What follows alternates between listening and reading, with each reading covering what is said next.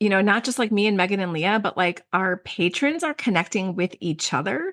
Like there are patron meetups I in love like, that. all over the place where they're hanging out with each other.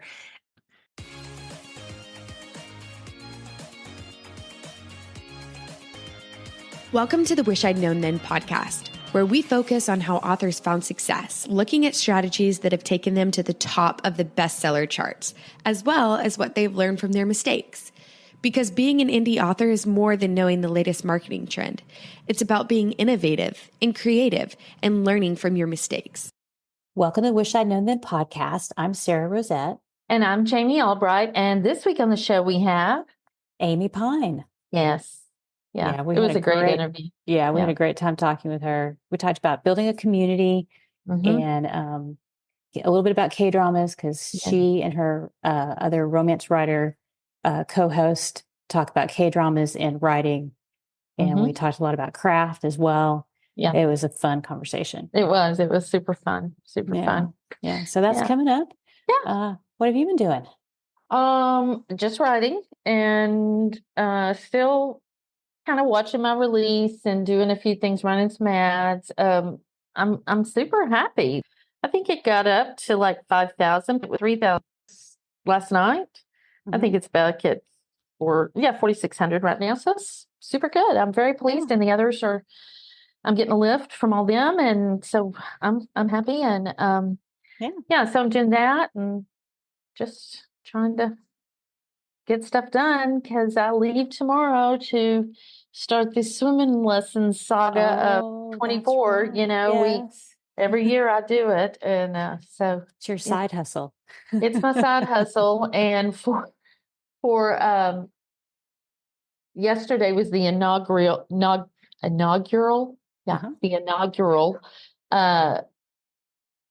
kind of display of the body in a swimsuit. So, I survived. Don't we all love that day? Yeah. Yeah. I survived. The neighborhood pool people survived. They had a cookout at the neighborhood pool. And so, I guess I'm ready. I don't actually start till the 27th, but the 2 5-year-olds have kindergarten graduation, and the 11-year-old has 5th grade graduation this week. So I'm just going to go up and be there for that. And that's nice. That's good though. Yeah. So but for the first few weeks of swimming lessons, I'm pretty much not good for much of anything after I get out of the water. So I do build up my stamina, but it's just like my grandkids are like, is Coco napping again? Yes. Where is she? She's sleeping. Napping again. Yeah. That's funny. That is funny. So that's what's going on with me. Yeah. Well, I don't have a whole lot going on. We're getting ready to go out of town too. By the time this airs, I think we'll be back, but we're going to go to the mountains for a week. We're going to be gone for 8 whole days. That's fantastic. Yeah. Loving it. And there's a chance of snow. So I'm so excited. Just makes my heart so happy. Yeah. That's amazing. Yeah. Because it's getting hot here, Yeah. That was why we planned it. Since the big storm, we're both fine, by the way, y'all. And, we did have straight line winds that were around between 80 and 100 miles an hour. It was crazy. It was nuts. And we lost a fence. But other than the fence, everything's fine. But except we were without power for 24 hours. And it's day, 3, 4? I don't know. We still don't have internet. So my little hotspot's working overtime. Yeah. So we're not going to linger, but we're not actually in the same area like we used to be. So I'm further away, and we never lost power. We have internet. So we did drive over to a different area today, and it was like, the lights are still out, the street lights and stuff. So we're really fortunate because there's still places around us that don't have any power. No, it would be horrible with the humidity. But I do have one other bit of news. I licensed the paperback rights for Death in the English Countryside to Worldwide Mystery, which comes out through Harlequin. So they're going to do a mass market paperback reprint of that book. So great. Yeah. So I'm officially, again, a hybrid author. Yeah. So that was very cool to see that happen because, that book came out in 2018, 2017. No, 2014. Right. Time flies. Right. Yeah. But so it just shows that you never know what can happen with your backlist. Correct. And you didn't have to create any new content. No, I did not. And hopefully this will find new readers and stuff. So I don't know when that will come out, but it is under contract. So that's exciting. Yeah. Very exciting. Very exciting. And we should mention InkersCon. Yes, InkersCon is coming up. When this goes out, it will be 1 week away. And we are going to have a meetup, and we'll put the details in the app. It's the Wahovia app, I think is how you say it. That lists all the stuff that's going on. Yeah. So if you look in there for the meetup, we'll have the details in there. That'll probably be the easiest way to share about that. So we don't have any new supporters this week, but thank you to all our supporters that have continued to support the podcast. We really appreciate it. We do. And it's just motivates us to keep going, and we just really appreciate it and say thanks. Yeah. We love you guys. But anything else? I think we're done. I think we better go before the hotspot dies. Yeah, the hotspot is on its last leg. I'll tell y'all that. So here's Amy Pine. All right. Well, today we're really excited to have Amy Pine with us today. Hi, Amy. How are you? Hi. Good. Thanks, Sarah and Jamie. Thanks for having me. I'm so excited to be here. We're excited you're here. This is going to be fun. All right. So let me read your bio and we'll get right into the questions. Amy Pine is a USA Today bestselling author of romance and women's fiction, as well as a co-host of Afternoon and Delight podcast. A fangirl at heart, when she's not writing, you'll find her watching her favorite K-dramas, superheroes, and all the Taylor Swift content she can find. She hails from the far-off galaxy of the Chicago suburbs. I love that. Love that. Well, how did you get into writing, Amy?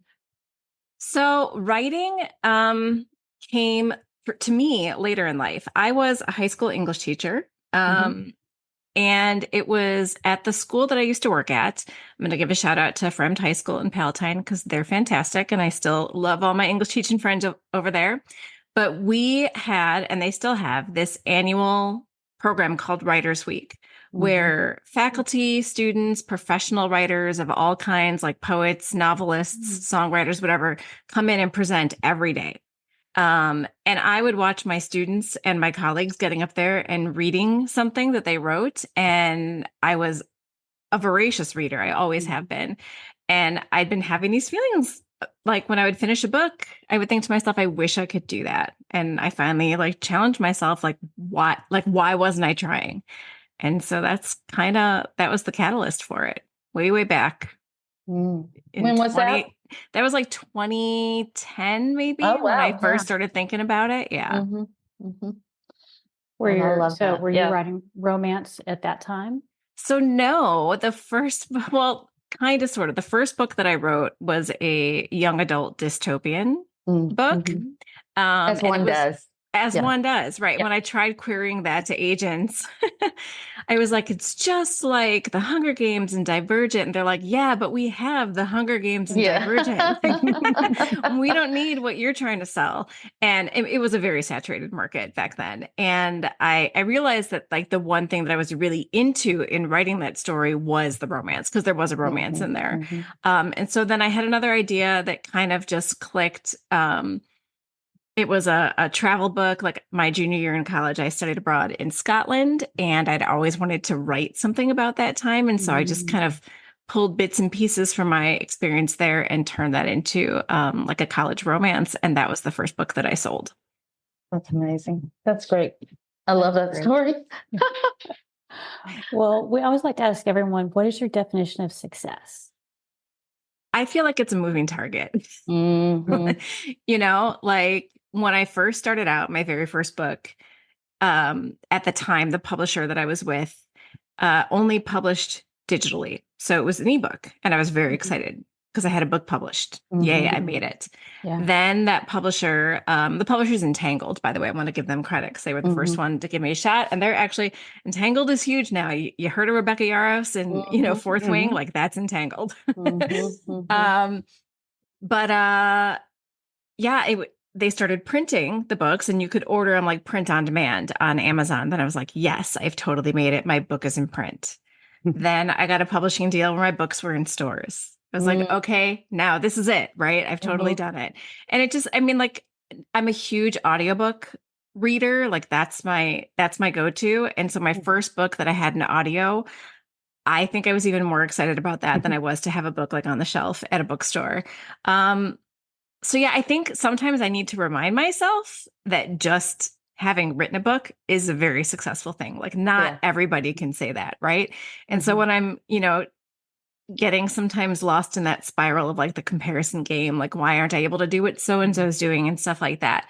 I have to remind myself like, hey, you did this really cool thing. Like you did something that a lot of people are like, how do you do that? So I think the real definition of success is basically giving yourself credit for doing something that was hard. Right. That's hard though. It's so hard. It's so hard. Hard. Yeah, I was doing some research on TikTok, and I wasn't just scrolling, which I do a lot, but I was doing some research on Book Talk, and I was like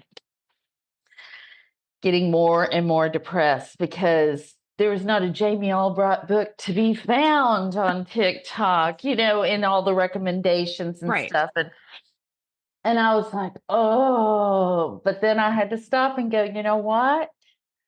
I've still done other things and get off of it. I got off and I went and did something that was productive, but it was hard for about 20 minutes. I was like, you can get stuck in that spiral, and it's not a good place to be. So it's really good to be able to take that step back and say like, hey, wait a minute.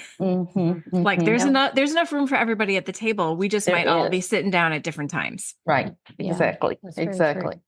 Well, what do you wish you'd known about writing and craft when you started? So that first book that I wrote, the dystopian one, and I'd say even the travel one, that first one was called If Only. I didn't know how to plot a book.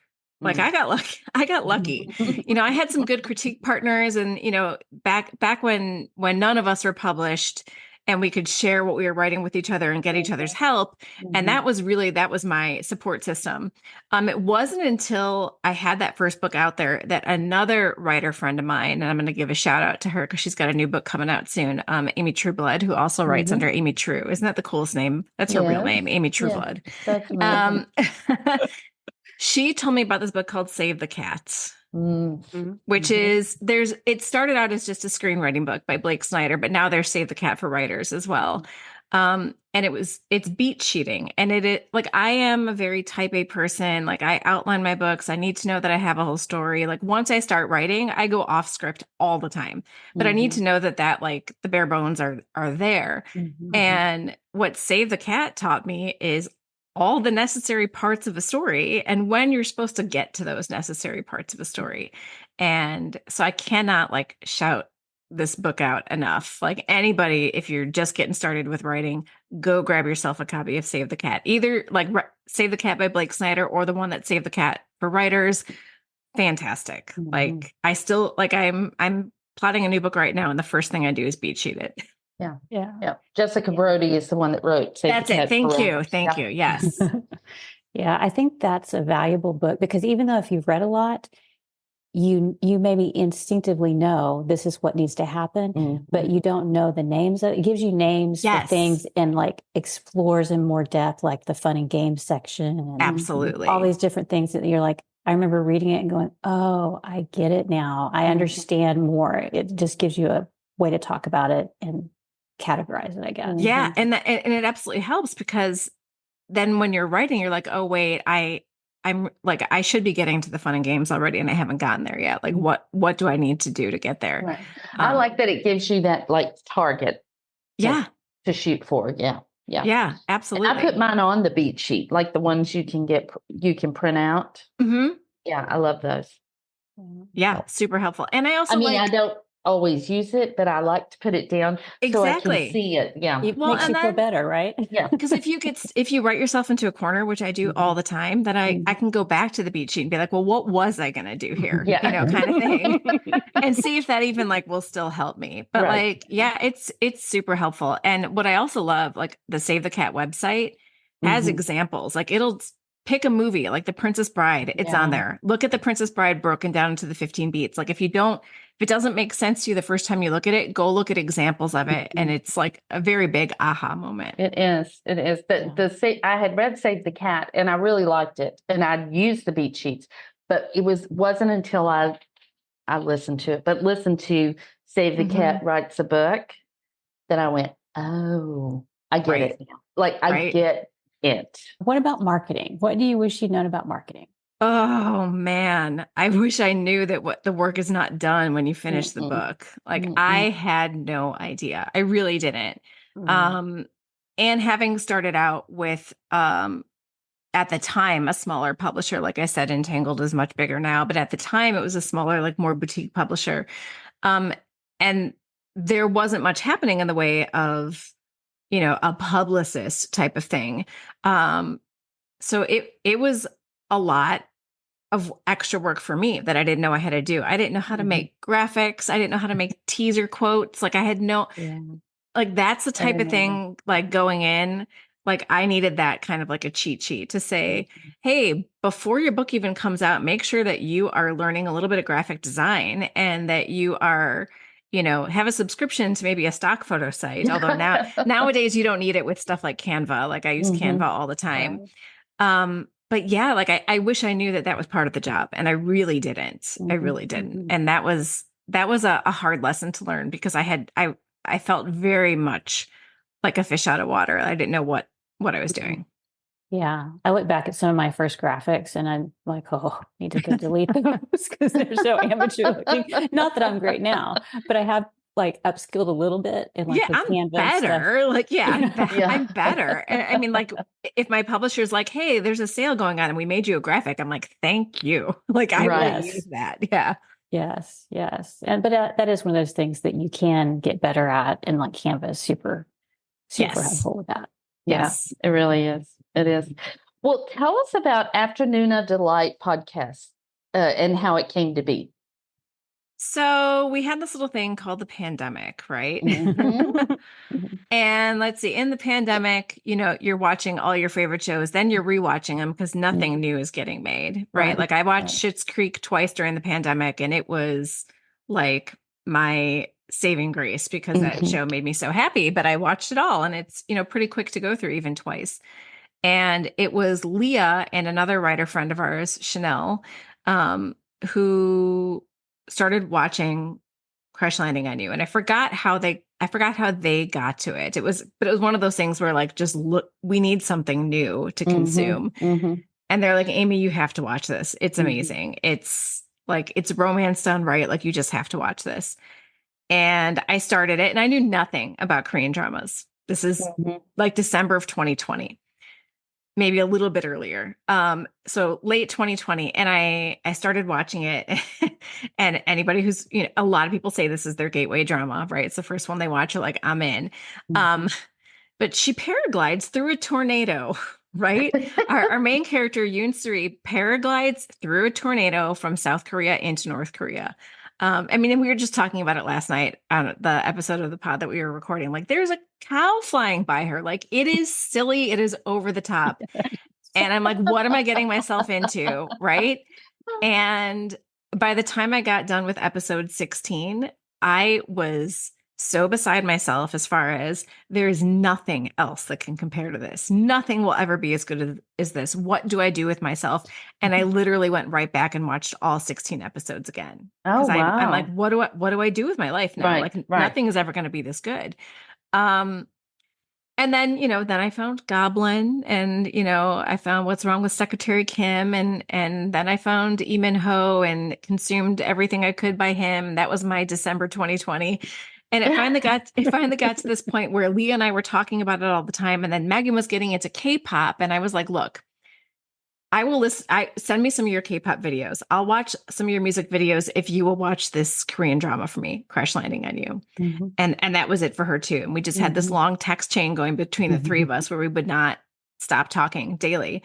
And so as a joke, we're like, we should just start a podcast. Like we need an outlet for this. And then we did. Like, I mean, never had any intention of doing it. And all of a sudden we were like, well, what if we figured out what mics to get? What if we figured out how to host this?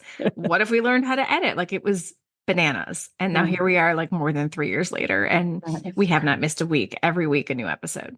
That's amazing. It's the most fun thing I've ever done. It really is. Well, it's fun to do it with your friends. I know that. Yeah. That's the thing. I mean, like, like we're in 3 different states. I'm in Illinois, Megan's in Pennsylvania, and Leah's in California. And we get to hang out for an hour every week. Every week. Yeah. Yeah. That's great. It's really cool. Yeah. It's very cool. Well, we started this podcast in 2020 for writers. And so we understand it saved us, I think, just having that regular chat. I mean, it's socialization, right? Yes. Like when we weren't getting any. Yeah. It was. I mean, we didn't know our first episode was in January 2020. We thought we were so silly. Go back and listen to this, and it's like, it'll be over. It's not. Don't worry. And I saw a video. Yeah, I saw a video I had done, and I'm like, it's okay. I think 6 weeks is what they're saying. We're going to be fine. And I look back and go, 2 years later, right? What a foolish woman. Oh my goodness. Yeah. Well, how has K-drama impacted your writing? So I feel like I am stealing lots of little tropes. Like K-drama, like they do romance so well that it can't not seep into my writing, because like one of the things that Crash Landing on You taught me early on, right? The first one, I was like, oh, so you can have more than one genre in a story and it makes sense. Like there is full on comedy. There's romantic comedy. There's romantic suspense. There's a thriller aspect to it because you've got a murderer, like chasing her from North Korea into South Korea.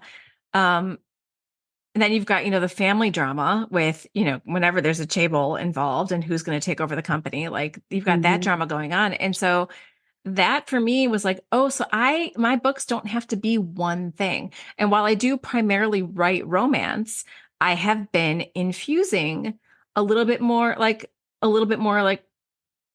romantic suspense elements into my books. Oh, really? Yeah. I mean, not like huge, but like my book that just came out, Finally Found My Cowboy, like a week ago.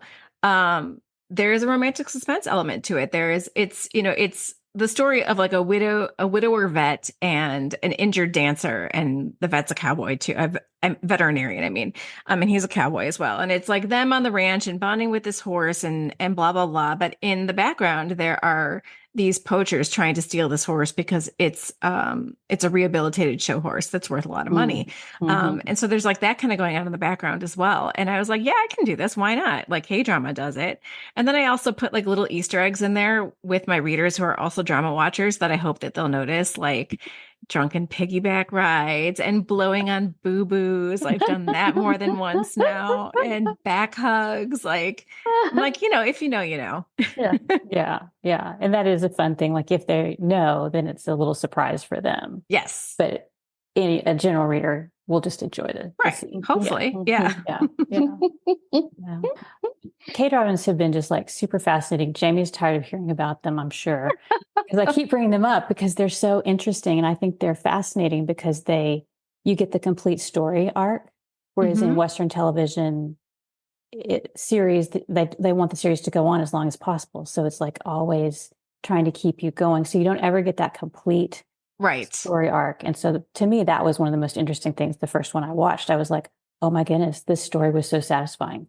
And it's done. And I like, as much as I love these characters, I don't want anything else, and it's not, and then you don't have the, like, especially when you have a show that keeps going for years and years, you don't have the, like, well, we got the couple together, but now we got to break them apart because we have to keep this story interesting. And instead you just get your happily ever after. And that makes me very happy. Yeah. I didn't realize that's what I wanted until I watched one, because I thought, I don't know about this one season thing. I don't know.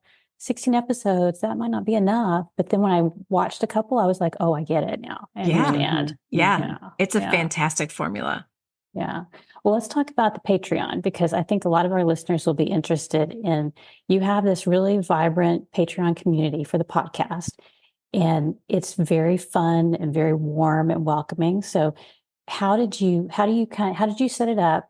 Did you start with a Patreon at the beginning? And then No, we didn't. Okay. So we started podcasting in January of 2020, and the Patreon didn't come around. Sorry, January of 2021.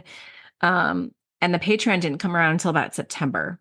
Oh. And that was at that time, I think that we were getting more interaction like on our Instagram and people wanting to talk to us about dramas. And, we initially, were we looking for a way to monetize? Yeah, because we're doing this thing that, this is a lot of work. It's a lot of work. Yeah. We do it because we love it, but it is a full-time job. It really is.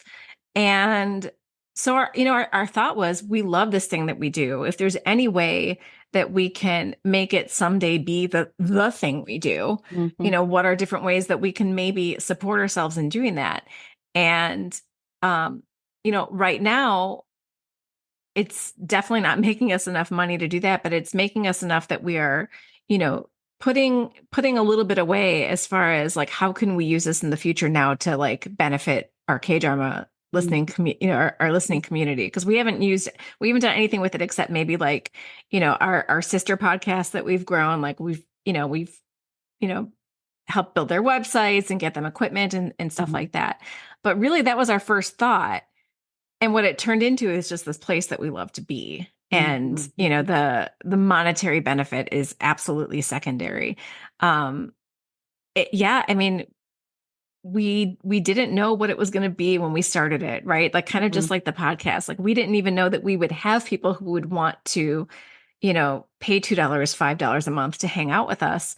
And now it's, I've never seen something grow so well organically. And I think it's as much as I'd love to pat us on the back and say we're doing a good job, and I do think we are, I think it's just a testament to the people who are part of the K-pop and K-drama like fandom. Like it's just such a warm, welcoming group of people to be a part of. Right.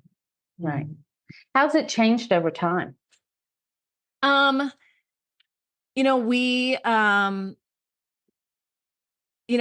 it's gotten bigger, like aside from growing across the globe, which I think still kind of boggles my mind, that we, because we do our Patreon live every month for our top tier subscribers.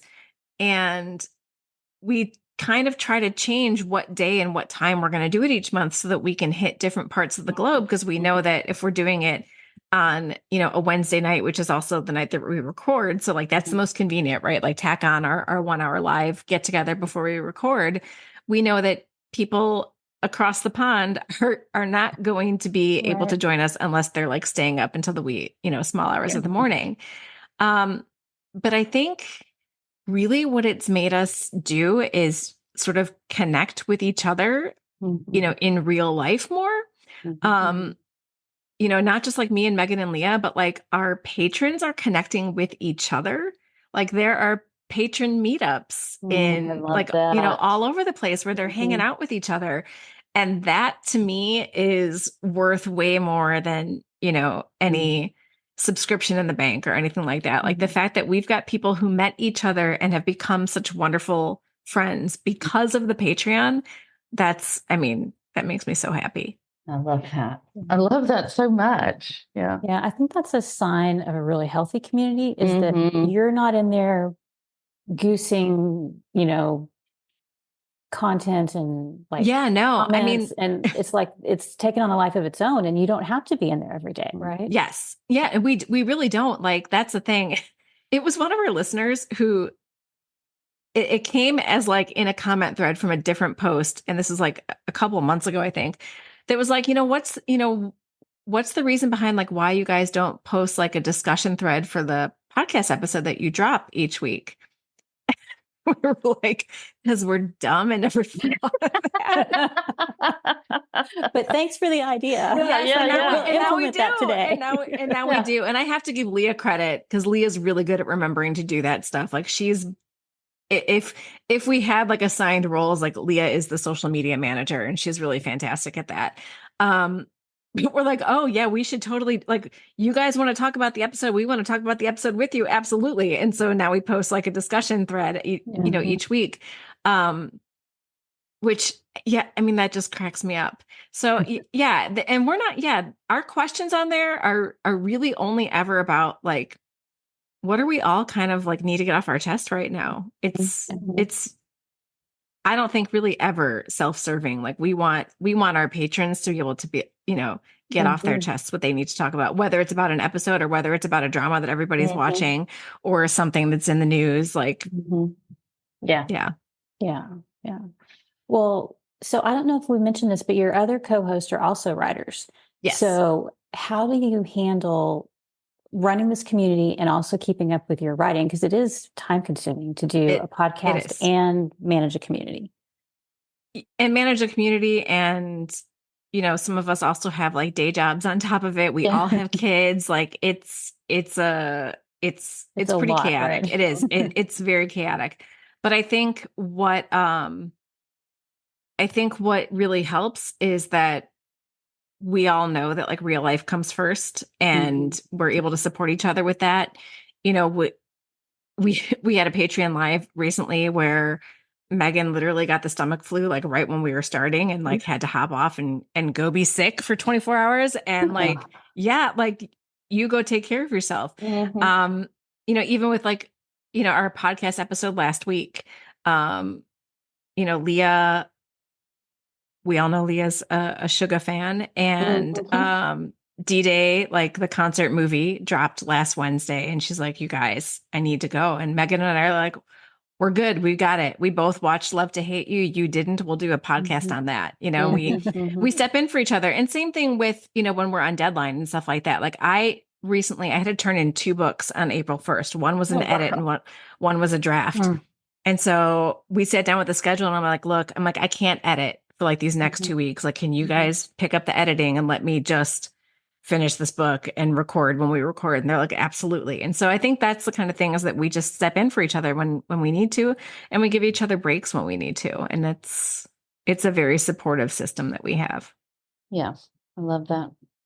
Same here. I always say, if you're going to do a podcast, you need a podcast wife. Yes. And you've got 2. So I do. It's so helpful. It really is.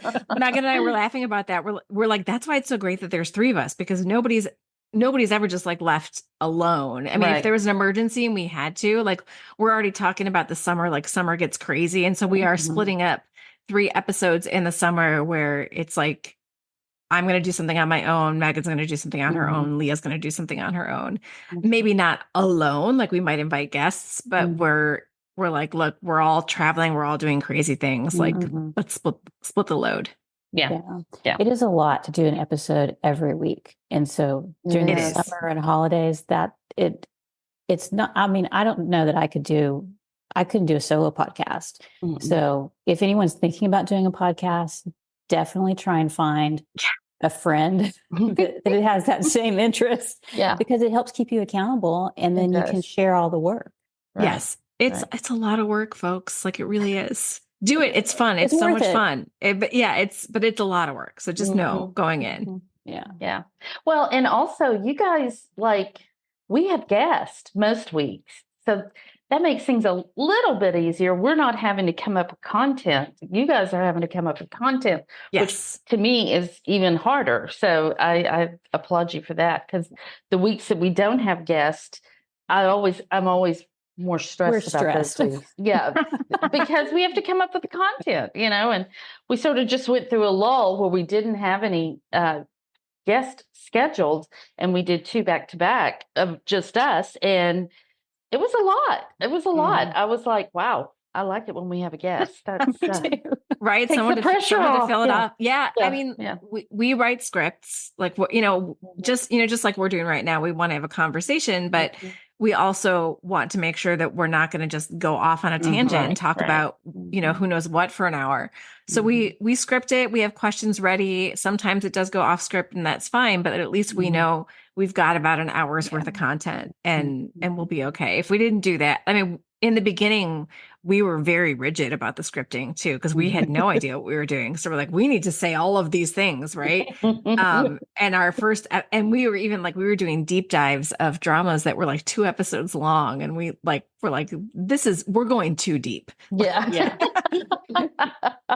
So, you know, you go back to the shallow end a little bit. You learn as you go. You learn as you go. You do learn as you go. Yeah. And we've learned a lot. Yeah. Us too. Yeah. Well, what do you wish you'd known about podcasting when you started? I mean, we knew nothing. Mm-hmm. We really knew nothing. But like, I would say one of the biggest lessons learned, like we're all fairly tech savvy. And I learned how to edit really quickly.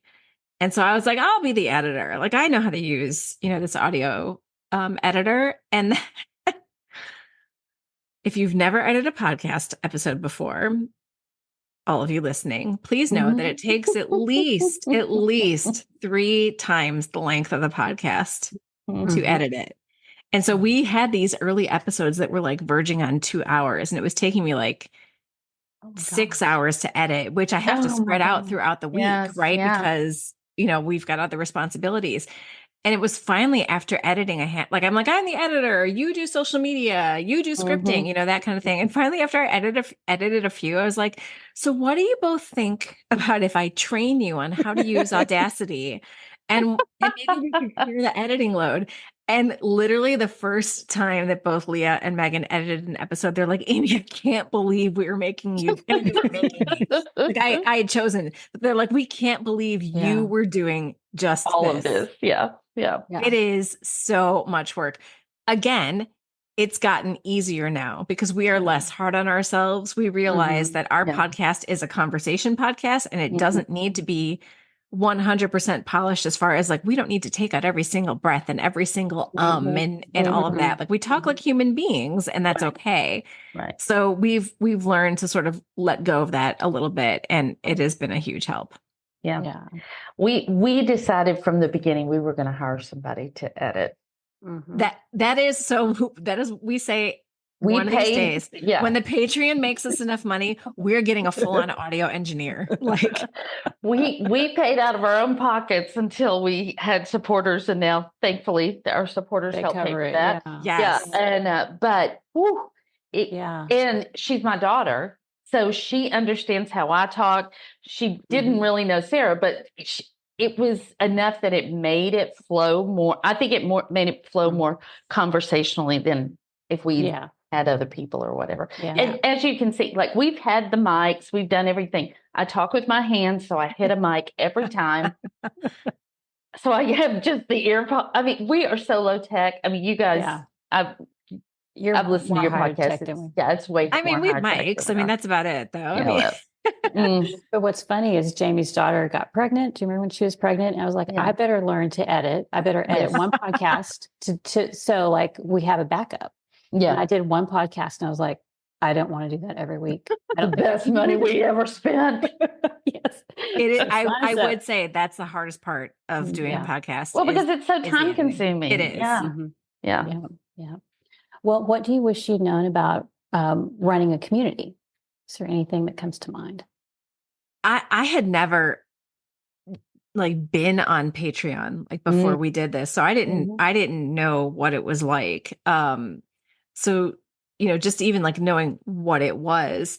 But I think also, you asked if we had started it with the Patreon, and we didn't start the podcast with that because we didn't know that we would have listeners, right? Like we were doing this thing for ourselves, and we had no idea that there were going to be people who wanted to hang out with us outside the podcast. So I really just think that, I wish we would have had the foresight to start it sooner, but you don't know that you're going to have an audience for something like that until you do it. So because that really has been one of the things that I think that has helped us grow even more, and not just grow as a community, but grow as K-drama watchers, consumers, and how we talk about K-drama, because a lot of people in our community help us with that. We've got, Korean American listeners. One of our, Afternoon Asks hosts, Grace, is Korean American, and she helps us with pronunciation, because we are talking, about people whose names are not spelled with our alphabet. And when it gets, Romanized, it's not correct, right? We pronounce it the way we as English speaking people would pronounce it. Yeah. And so it's having that kind of support, I think. And I didn't know that we needed that until we had that, And so I think that's something that's really, really interesting about running a community, is that the community isn't just there for growing our podcast. Like the community is there for helping us, I think, learn and grow just as people. And that's been really great. Yeah. Yeah. I think that's what makes a community more than just like informational. There's lots of writing podcasts lots of writing groups online that you can find, but hopefully like people that would be part of our group are more interested in connecting with each other and learning from each other. And so I think that's what kind of sets groups, absolutely apart. That was how Leah and Megan and I got to be friends. Megan brought this up last night as well. It's so funny that this is coming up again, but we fell for each other's writing before we fell for each other as friends. And, and we've all grown as writers and as, humans by being in each other's lives. And, and now it's hard to imagine that there was a time that we didn't, know each other, that we didn't talk to each other every day in some way, shape, or form. So yeah, like that's, whether it's writing, whether it's podcasting, I think those are the kind of communities that really do flourish. That's right. I agree 100%. So what do you think the best thing you've done to set yourself up for success has been? I think you kind of already mentioned it. It is like, do this with people that you know and love, who can support you and be there for you and help you through the pitfalls of it all. Because I never would have even thought to do something like this by myself. I probably wouldn't have kept writing if I didn't have a critique partner back at that time. That was even before I met Leah and Megan. It was somebody that I taught with that we kind of both accidentally found out that the other was writing something and we started trading pages. And I think it is, like you said, that accountability quotient and the support quotient. And so I think that is really the best way that you can set yourself up for success, is to find community in what you're doing, no matter what it is. Right. Yeah, I agree. So true. Yeah, so true. Well, tell people where they can find out about you, your books, and also the podcast. So websites are great places to go. My website is, because I write under two names. I write under AJ Pine for my romance and Amy Pine, my full name, for my women's fiction. But my website is just ajpine.com, and you can find all my socials there. There's even a link to the Afternoon of Delight podcast there, but the Afternoona website is afternoonadelight.com. We will have all those links in the show notes. Thank you. You can find those at wishidknownforwriters.com. And if you want to support the podcast, you can go to that same link/support. So thank you so much for being here today. It's been great. We've had a great time. Thanks for having me. This is so much fun. I love what you both are doing. So you're creating a community for writers, and that's super important. Thank you. We love it too. So, and thanks for being here. Yeah, you're welcome. Thanks for having me. All right. We'll see everybody next week. Bye.